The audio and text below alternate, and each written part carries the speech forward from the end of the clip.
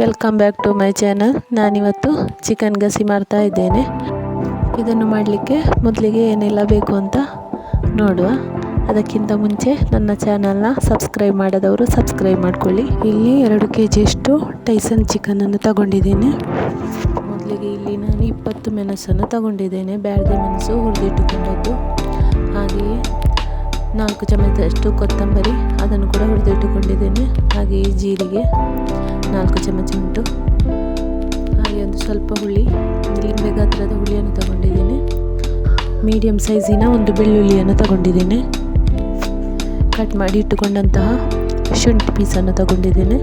ಹಾಗೆ ಹುರಿದಿಟ್ಟುಕೊಂಡಂತಹ ಸಾಸಿವೆ ಹಾಗೂ ಮೆಂತೆಯನ್ನು ಇದರೊಟ್ಟಿಗೆ ಹಾಕ್ತಾ ಇದ್ದೇನೆ.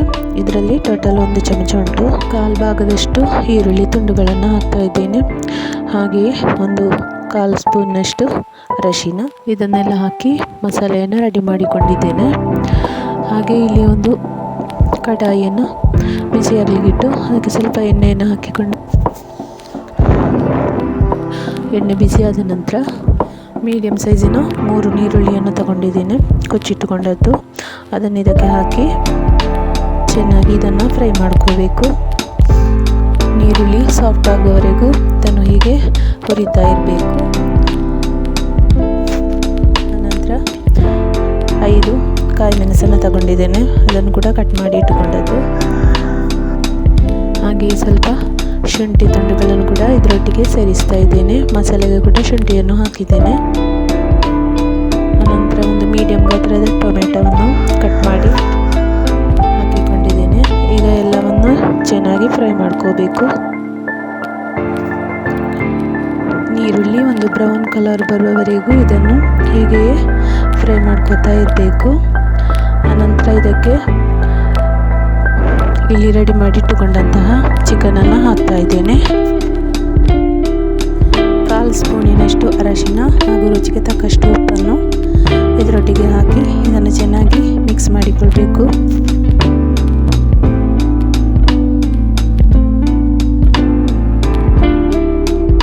ಇನ್ನೊಂದು 3/4 ಗಂಟೆ ಇದನ್ನು ಬೇಯಲಿಕ್ಕೆ ಮುಚ್ಚಿಡಬೇಕು. ಇದು ಕೂಲಿ ಟೈಸನ್ ಆಗಿರುವುದರಿಂದ ಸ್ವಲ್ಪ ಹೊತ್ತು ಬೇಕಾಗ್ತದೆ ಬೇಯಲಿಕ್ಕೆ. ಚಿಕನ್ನ ನೀರೆಲ್ಲ ಬಿಟ್ಟಿದೆ. 1/2 ಸ್ಪೂನಿನಷ್ಟು ಗರಂ ಮಸಾಲೆಯನ್ನು ಹಾಕ್ತಾ ಇದ್ದೇನೆ.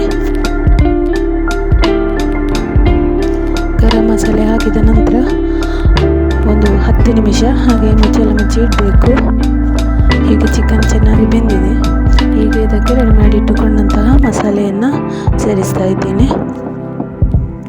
ಚಿಕನ್ ಬೇಯುವಾಗಲೇ ನೀರು ಆಗ್ತದೆ. ಮಸಾಲೆಗೆ ಸ್ವಲ್ಪ ನೀರು ಹಾಕಿಕೊಂಡು ಇದನ್ನು ಮಿಕ್ಸ್ ಮಾಡಿಕೊಳ್ತಾ ಇರೋದು.